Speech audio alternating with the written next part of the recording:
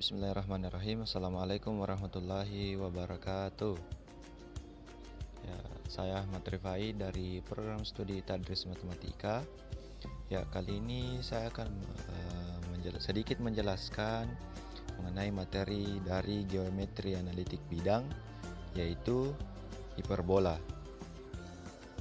Nah, bisa kita lihat bersama bahwa hiperbola merupakan salah satu keluarga irisan kerucut yang dibentuk akibat irisan bidang yang tegak lurus dengan selimut kerucut. Nah, bisa kita lihat gambar yang sebelah kanan bawah. Dia itu akibat irisan bidang yang tegak lurus, yang warna hitam itu, yang tegak lurus dengan selimut kerucut. Nah, itulah bentuk dari hiperbola. Kemudian suatu hiperbola memiliki dua bagian simetris yang disebut cabang, yang terbuka ke arah yang saling berlawanan. Nah, bisa kita lihat contohnya, contoh gambar dari hiperbola seperti yang ada di sebelah kiri dan kanan bawah. Oke, lanjut ke definisi dari hiperbola itu sendiri. Nah, hiperbola adalah himpunan semua titik yang selisih jaraknya terhadap dua titik tertentu sama. Nah, hiperbola ini merupakan himpunan semua titik bagi titik x, y pada bidang. Bisa kita lihat ini titik P. Misalkan titik P ini adalah titik x, y. Sehingga selisih positif jarak titik x, y terhadap pasangan dua titik tertentu yang disebut titik fokus adalah tetap. Maksudnya apa? Ketika kita memiliki titik x, y, yaitu ini titik P, kemudian kita hitung selisih antara jaraknya terhadap dua titik, yaitu titik fokusnya F2 dan F1. Jarak antara F2 dikurang F1 ya, karena dia bilang tadi selisih. Sama ketika kita geser P-nya ke atas ataupun ke bawah. Nah, ketika kita menghitung jarak selisihnya antara F2 dengan F1 ke titik P itu sama. Nah, di hiperbola itu sendiri terdapat dua macam bentuk. Yang pertama horizontal yang seperti ini. Ini adalah hiperbola horizontal, sedangkan yang ini adalah hiperbola vertikal. Nah, apa yang membedakan? Hiperbola horizontal, dia itu titik puncaknya berada di sumbu X. Nah, ini. Sedangkan yang vertikal, titik puncaknya berada di sumbu Y. Nah, ini sumbu Y. Ini pun sama. Ini kan sumbu Y. Dia ada di sini. Nah, di vertikal sumbu X ini disebut dengan sumbu sekawan.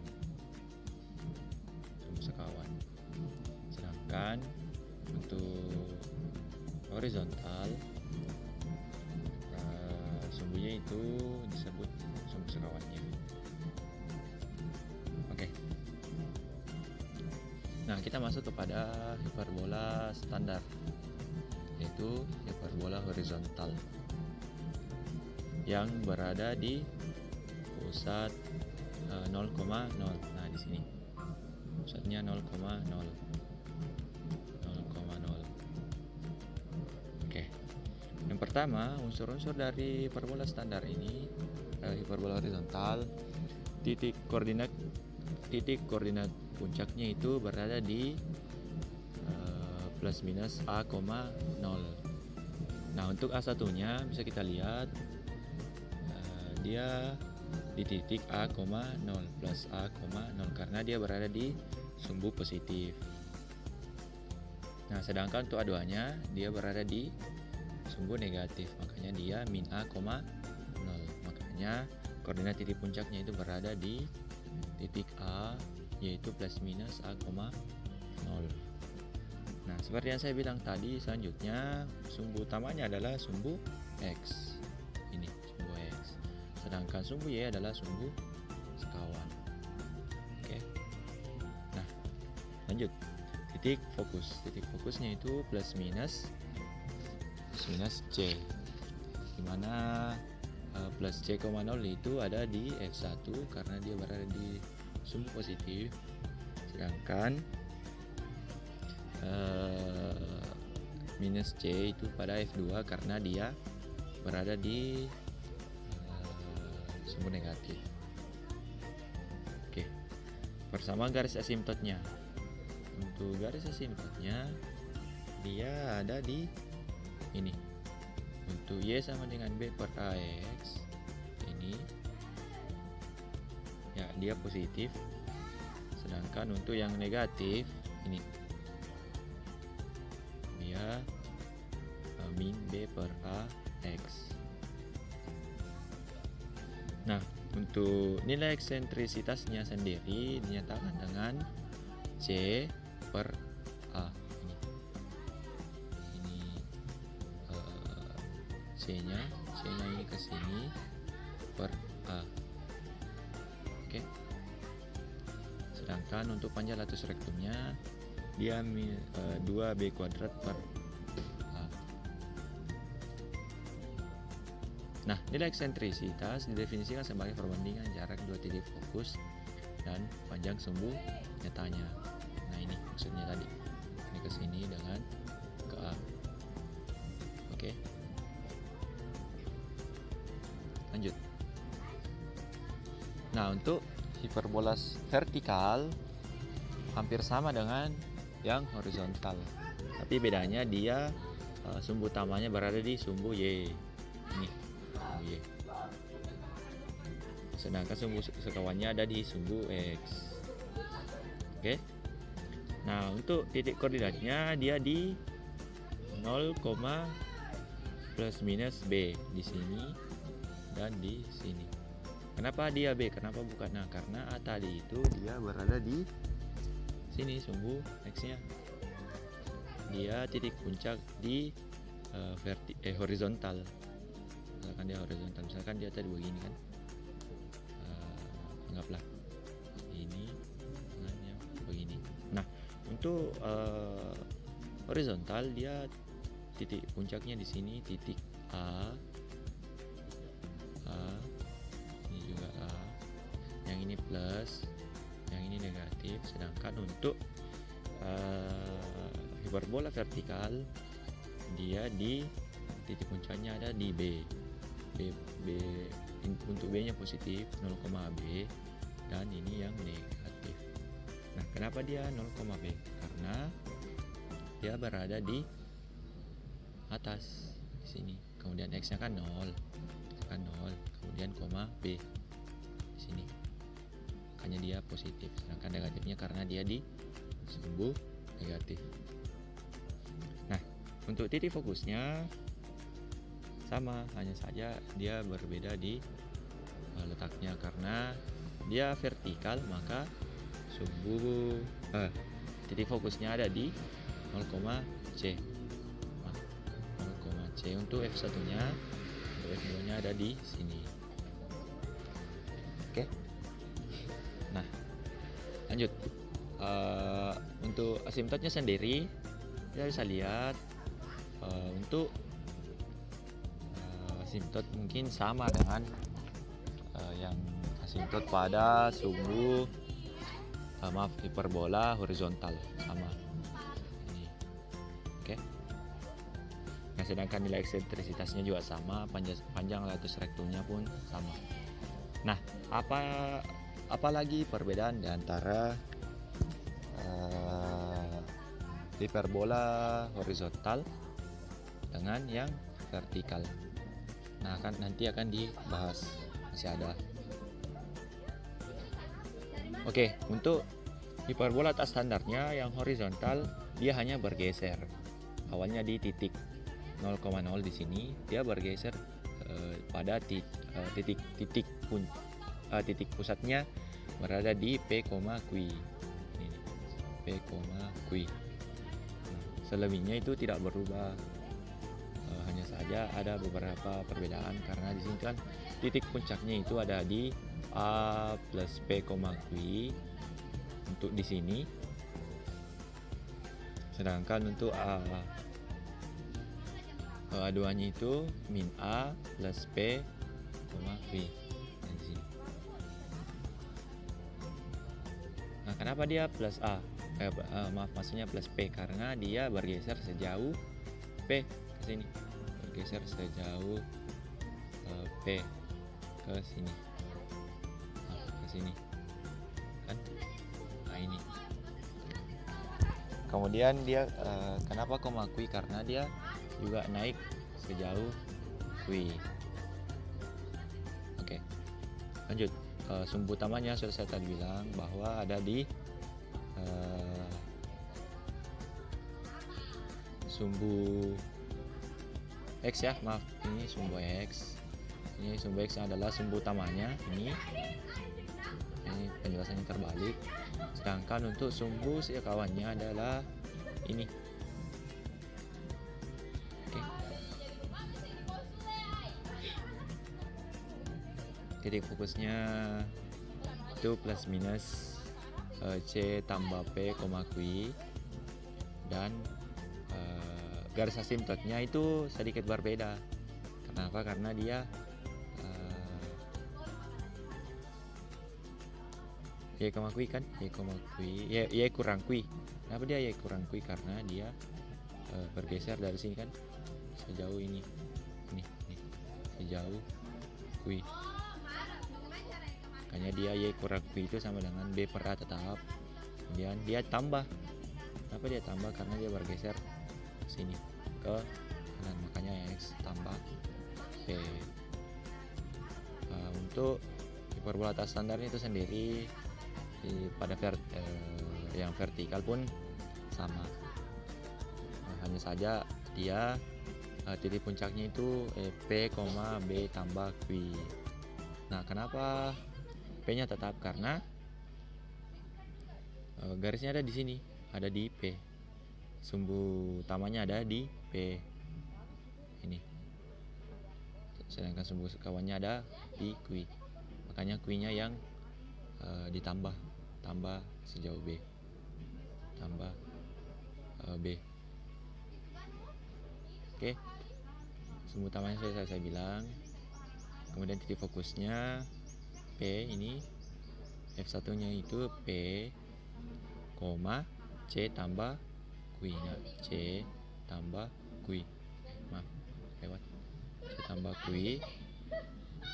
Kemudian untuk F2 nya ada di P, kan ini P. Nah, ini min C, maaf, maksudnya C kurang Q. Nah, ini. Oke.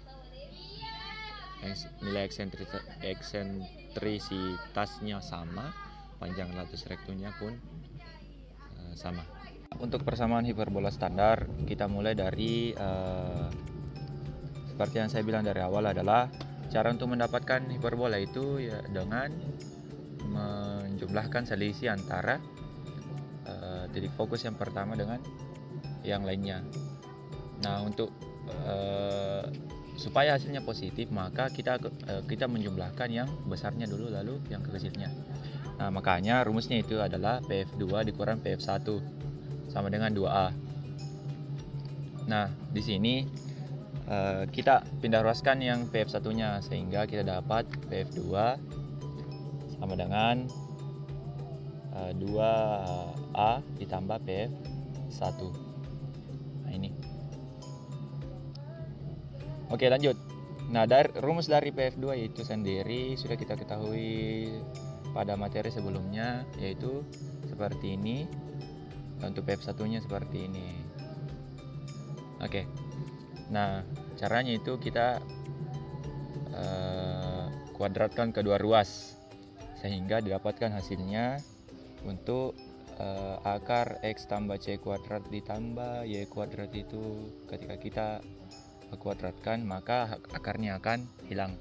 Kemudian untuk 2A ditambah akar X kurang C kuadrat ditambah Y kuadrat itu dikuadratkan, maka hasilnya akan seperti ini. Oke, lanjut. Kemudian yang dalam kurung itu yang kuadrat kita kalikan, yang ini kita kalikan akan mendapatkan hasil yang begini. Kemudian ketika ini yang kita kalikan, maka akan didapatkan hasil seperti ini.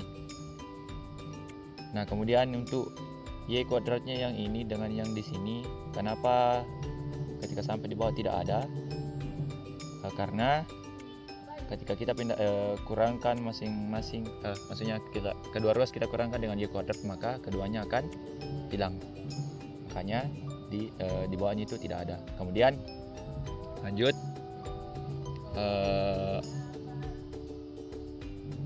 kita kurangkan, kan ini hasilnya yang di sini,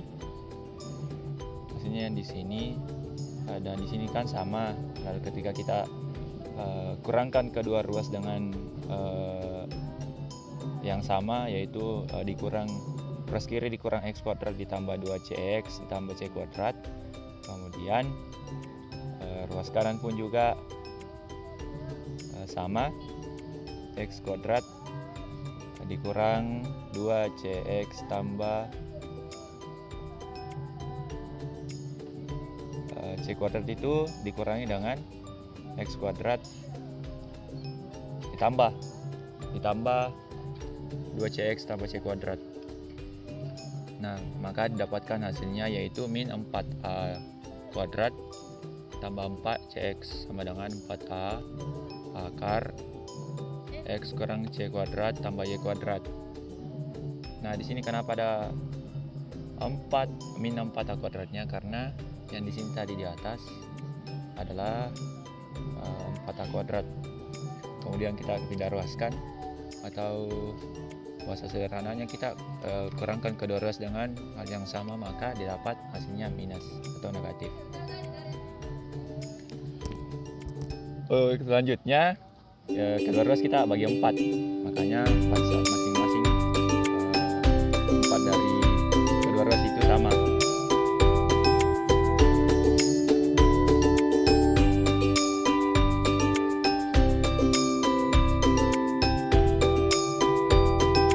Nah, lanjut.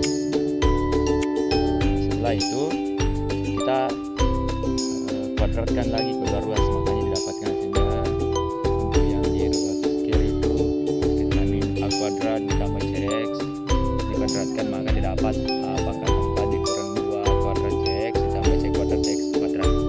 Nah, untuk yang ruas kanan ketika kita kuadratkan, maka A kuadrat dikali dengan hasil yang ada di dalam akar.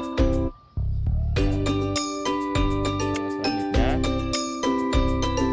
kita kalikan ini dalam kurung, yaitu X kurang C kuadrat dapat seperti ini ditambah Y, dan di bawahnya itu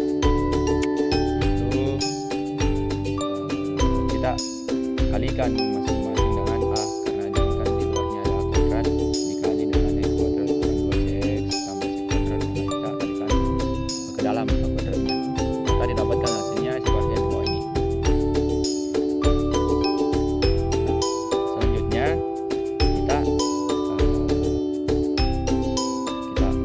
samakan yang koefisiennya sama, yaitu yang X-nya sama, yaitu ada di C kuadrat X kuadrat dikurang A kuadrat X kuadrat, maka dapat C kuadrat kurang A kuadrat dikali X kuadrat dikurang A kuadrat Y pangkat 2. Nah, kemudian untuk yang di ruas kanan kita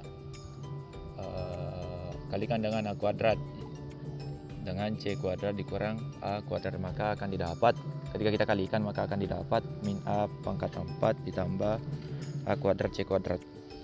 Nah, selanjutnya kita bagi antara ruas kiri dengan ruas kanan, yaitu C kuadrat dikurang A kuadrat kali X kuadrat dikurang A kuadrat Y kuadrat per A kuadrat dikali C kuadrat kurang A kuadrat, itu sama dengan 1. Nah, C kuadrat kurang A kuadratnya itu kan bisa hilang, bukan sehilang, tapi dia jadi satu karena ketika dibagi maka hasilnya akan satu. Oke, lanjut. Maka akan didapat hasilnya x kuadrat per a kuadrat dikurang y kuadrat per c kuadrat dikurang a kuadrat sama dengan 1 tetap. Nah, dari c kuadrat dikurang a kuadrat ini kita bisa dapat hasil. Kenapa? Karena dari rumus teorema Pythagoras itu sendiri adalah ketika c kuadrat itu mau didapatkan, maka kita jumlahkan antara a kuadrat dengan b kuadrat. Jadi untuk mendapatkan b kuadratnya itu adalah c kuadrat dikurang a kuadrat. Maka hasil persamaan dari hiperbola standar horizontal ini dengan pusat di 0,0 adalah x kuadrat dikurang per a kuadrat dikurang y kuadrat per b kuadrat, itu sama dengan 1. Nah, untuk persamaan hiperbola vertikal itu hampir sama dengan yang horizontal. Hanya saja bedanya adalah dia terbalik. Yang tadi di persamaan hiperbola horizontal dia itu persamaannya x kuadrat per a kuadrat dikurang y kuadrat per b kuadrat. Di sini yang negatif adalah y kuadrat per b kuadrat. Nah, pada persamaan hiperbola vertikal itu yang negatif adalah di x kuadrat per a kuadratnya, yaitu yang bagian depannya. Maka didapat min x kuadrat per a kuadrat ditambah y kuadrat per b kuadrat sama dengan 1. Atau ketika kita tuliskan itu ini y kuadrat dikurang per b kuadrat dikurang x kuadrat per a kuadrat itu sama dengan 1. Nah, itu untuk persamaan hiperbola vertikal dengan pusat di 0,0. Ya, baik, lanjut. Karena tadi kita sudah menjelaskan yang dari persamaan hiperbola standar, baik itu dari hiperbola horizontal maupun vertikal, kali ini saya akan memperlihatkan persamaan hiperbola horizontal yang berpusat di titik P, Q. Nah, rumusnya pun sama dengan yang tadi, hanya saja C dari rumusnya itu ditambah dengan P, kemudian untuk Y-nya dikurang Q. Nah, bisa kita lihat dari rumusnya bahwa output yang didapatkan adalah x kurang p kuadrat per a kuadrat dikurang y kurang q kuadrat per b kuadrat sama dengan 1. Nah, begitupun juga dengan hiperbola vertikal yang berpusat di h, k atau p, q, itu pun sama. Nah, bentuknya sama dengan bagaimana tadi persamaan hiperbola vertikal yang berpusat di 0,0. Ini pun sama, yaitu b kuadratnya ada di depan untuk vertikal, sedangkan untuk horizontal yang di depan itu adalah per a kuadratnya yang positif ya. Maksudnya ini yang ketika hiperbola vertikal yang berpusat di P, Q, yang positifnya di depan itu adalah b kuadrat, sedangkan untuk yang horizontal a kuadratnya yang positif. Nah, kita saat ini akan membahas kedudukan titik terhadap hiperbola. Nah, sebuah titik yang terletak satu bidang dengan hiperbola akan mempunyai 3 kemungkinan kedudukan. Yang pertama, itu titik ada dalam kurva hiperbola. Yang kedua, titik ada pada kurva hiperbola itu atau berada di kurvanya. Kemudian yang ketiga adalah titik yang berada di luar kurva hiperbola. Nah, ilustrasi dari ketiga gambar itu bisa kita lihat di sini. Ini adalah contoh untuk titik yang berada dalam hiperbola. Nah, untuk yang di luar hiperbola yang ini, kemudian yang berada di tepat di hiperbolanya itu adalah tipe yang ini. Nah, oke. Untuk penjelasannya, yang pertama adalah titik yang terletak di dalam kurva hiperbola. Nah, sebuah titik dikatakan terletak di dalam hiperbola jika titik koordinat tersebut berada di area dalam lingkungan hiperbola. Kriteria titik di dalam hiperbola dapat ditentukan melalui persamaan yang di bawah ini. Nah, untuk persamaan hiperbola horizontal untuk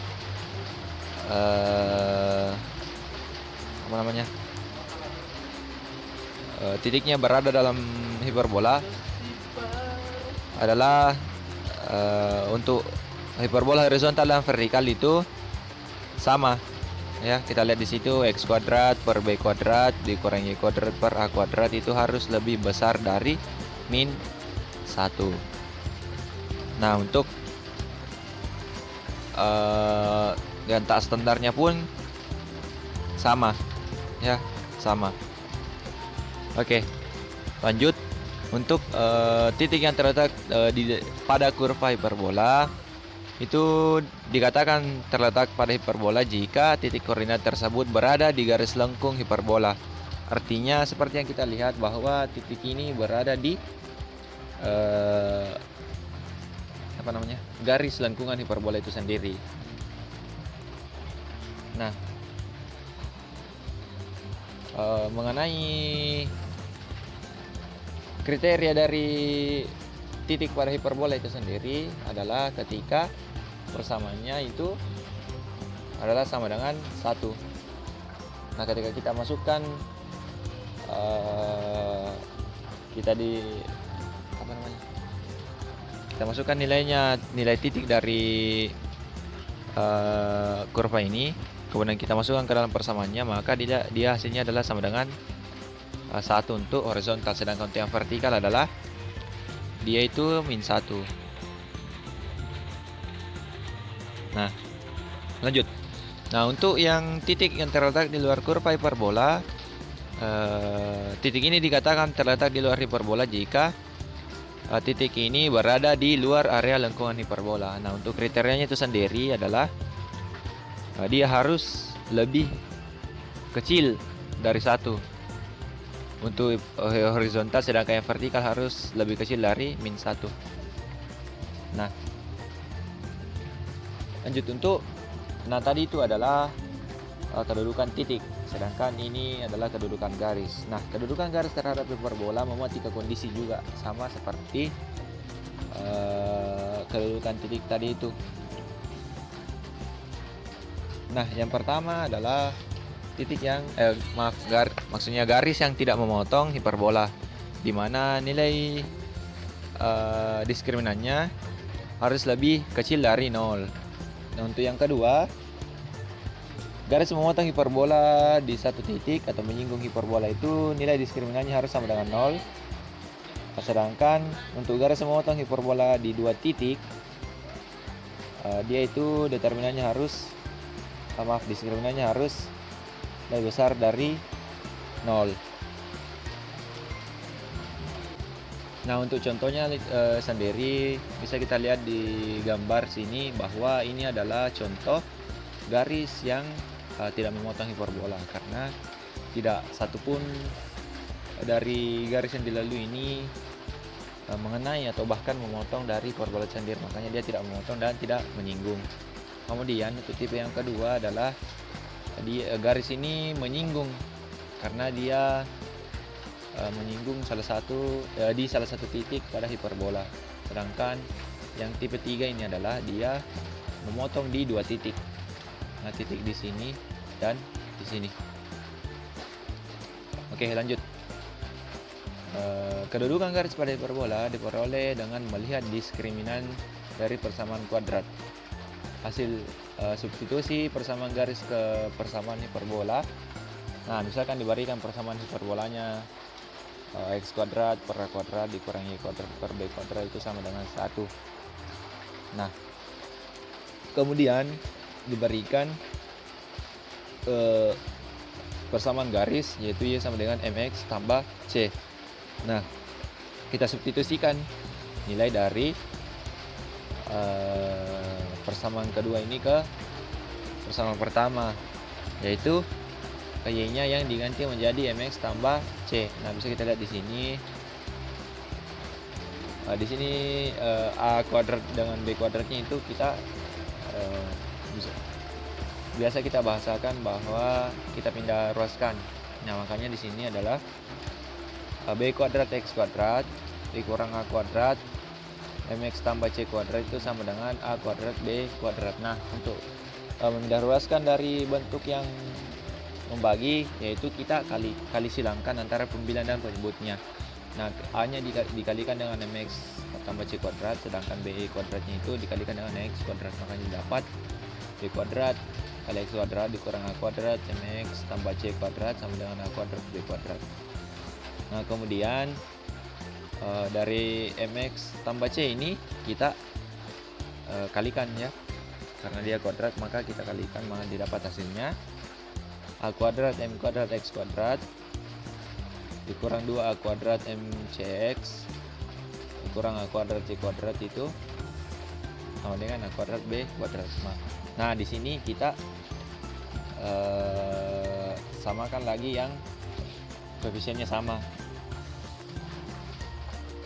yaitu koefisien X kita gabungkan jadi B kuadrat X kuadrat dikurang A kuadrat M kuadrat X kuadrat, itu kita jadikan satu, yaitu jadi B kuadrat dikurang A kuadrat M kuadrat dikali X kuadrat. Nah, ketika kita kalikan maka hasilnya akan didapat seperti yang di atas ini.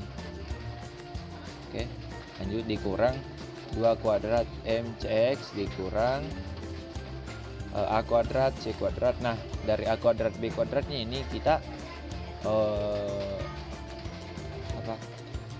bisa dibilang kita pindah ruaskan. Jadi min A kuadrat C kuadrat ditambah A kuadrat B kuadrat. Nah, ini sama dengan 0. Nah, karena dari persamaan tadi di atas bahwa dia dari persamaan ini bisa kita lihat bahwa kedudukan garisnya ini dia menyinggung, makanya nilai diskriminannya itu harus sama dengan 0 ya, nilai diskriminannya harus sama dengan 0. Nah, dari sini kita masukkan ya, ini dari persamaan ini kita substitusikan nilai-nilai yang ada, kemudian maka akan didapatkan hasilnya, yaitu C kuadrat sama dengan A kuadrat M kuadrat dikurang B kuadrat. Nah, selanjutnya untuk garis yang tidak memotong hiperbola. Nah, garis dikatakan tidak memotong hiperbola jika kedudukan garis pada hiperbola tidak memiliki satupun titik potong pada garis pada hiperbola. Nah, hal ini dipenuhi jika nilai diskriminan dari persamaan kuadrat hasil substitusi persamaan garis ke persamaan hiperbola memiliki nilai kurang dari 0. Nah, dari persamaan yang tadi yang di sini ini adalah bentuk kalau dia menyinggung ya, menyinggung. Kalau misalkan dia sama dengan, berarti dia menyinggung. Nah, dari sini karena dia tidak memotong, maka nilai C kuadratnya itu harus lebih kecil dari A kuadrat M kuadrat dikurang B kuadrat. Nah, gambarnya bisa kita lihat seperti yang di sini atau yang ini. Sama ya. Oke, lanjut. Nah, untuk garis memotong hiperbola di satu titik atau dia menyinggung. Nah, kedudukan garis terhadap hiperbola untuk kasus garis memotong di satu titik juga biasanya disebut dengan garis yang menyinggung hiperbola. Nah, kriteria ini dipenuhi saat nilai determinan sama dengan 0 atau C kuadratnya itu sama dengan A kuadrat M kuadrat dikurang B kuadrat. Nah, nilai diskriminannya ini harus sama dengan 0, seperti yang saya bilang tadi bahwa dia sama dengan hasilnya adalah sama ruas kiri antara ruas kiri dan ruas kanannya. Nah, lanjut untuk garis yang memotong hiperbola di dua titik. Nah, sebuah garis dikatakan memotong hiperbola di dua titik jika memiliki dua titik yang sama dilalui garis lurus dari hiperbola itu. Nah, kondisi ini dapat dilihat dari nilai diskriminannya yang lebih besar dari 0. Nah, ini nilai C kuadratnya itu lebih besar dari A kuadrat M kuadrat dikurang B kuadrat. Nah, untuk nilai diskriminannya itu memang harus lebih besar dari 0 sek.